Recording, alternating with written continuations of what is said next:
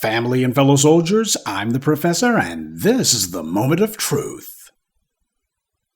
You know, it feels like just last week there was a Democrat politician who Trump was talking about putting in prison. Wait, it was just last week that the Orange Man was talking about locking up a Democrat. Well, now we can add another one to the list.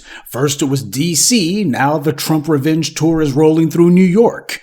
Letitia James, the New York Attorney General, made the white left's heart go pitter-pat last year when she got that massive civil verdict against Trump of $500 million. She drew blood with that one and then some. And she didn't just make headlines, she also made history, quote-unquote, because she's the first prosecutor to ever successfully prosecute a former president. But now the shoe seems to be on the other foot because she's become the first New York Attorney General to ever be indicted. And once Trump got back into the White House, it was obvious the writing was on the wall. In August of this year, a New York appellate court threw out the financial penalty against him, ruling that it was excessive. And to add insult to injury, the Orange Man had his tool, Pam Bondi, indict James over the questionable paperwork for a house she had bought, in which, among other irregularities, James listed herself and her own father as being husband and wife on the documents.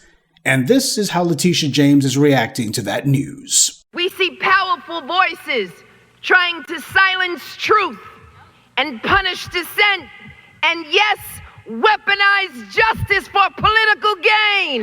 We are witnessing the fraying of our democracy, the erosion of our system of government, and I will keep fighting for justice.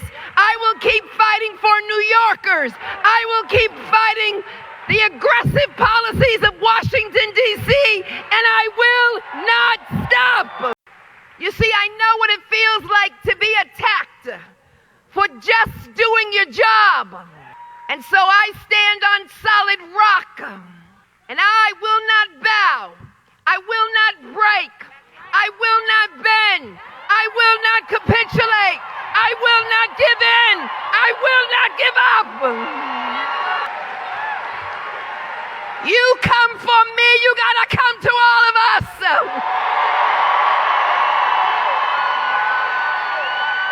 All of us. Every single one of us. We're all in this together. Poor Letitia James. This indictment's got her so stressed out she's starting to have hallucinations. She's seeing ghosts. She actually thinks she's going to have other people in this sinking ship with her. No, Letitia, you're going to have to take on the Orange Man and his minions solo.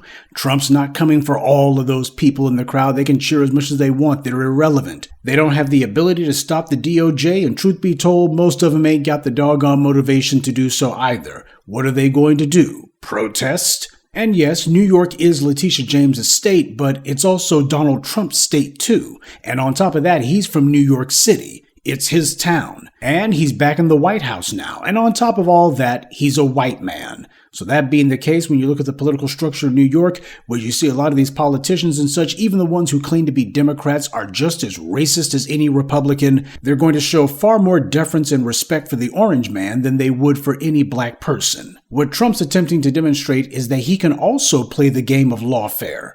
Letitia James had a grand jury that she was able to use, and the Orange Man has a federal grand jury at his disposal. And you can bet he's already told his DOJ that if there's any chance in the world that they can turn this indictment into some sort of prison time for Letitia James, he wants them to do it.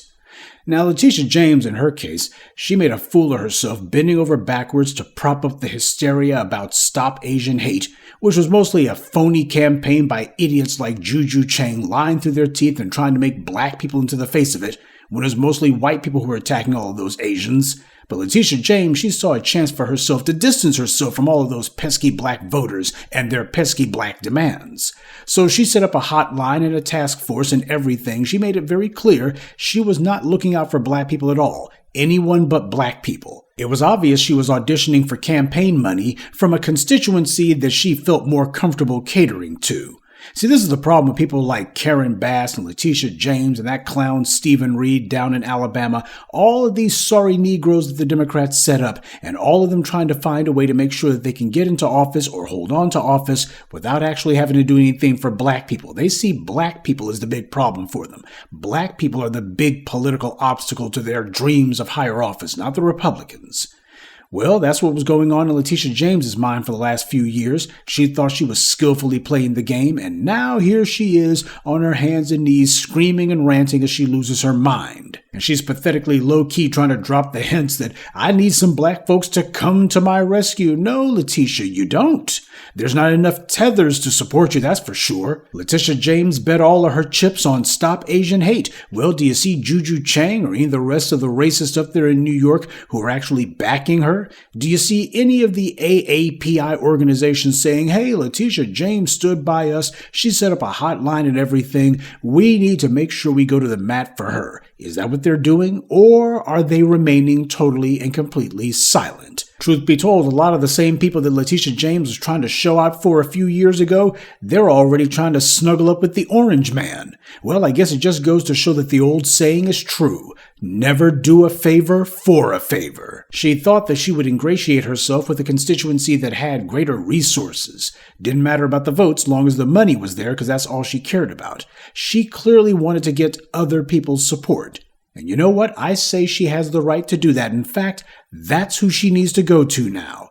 And let's see if they support her. But Letitia James has her butt in a crack, and she's desperately trying to rally support. Next, she'll be reaching out to some sort of black sorority group that she wants to come to her rescue.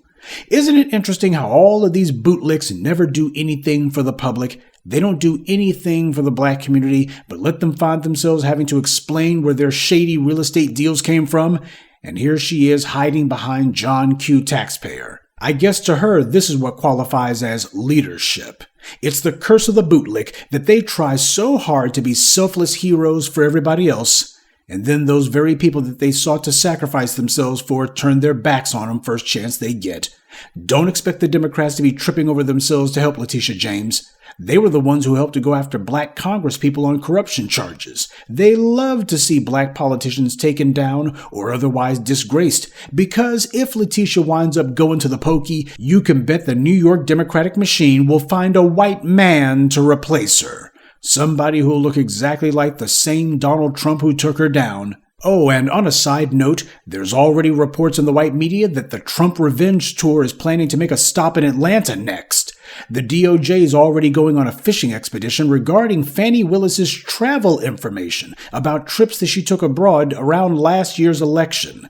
They've already issued a subpoena for her records about her travel history. Even publications like the New York Times weren't able to figure out specifically what it is that the Trump DOJ is hoping to find.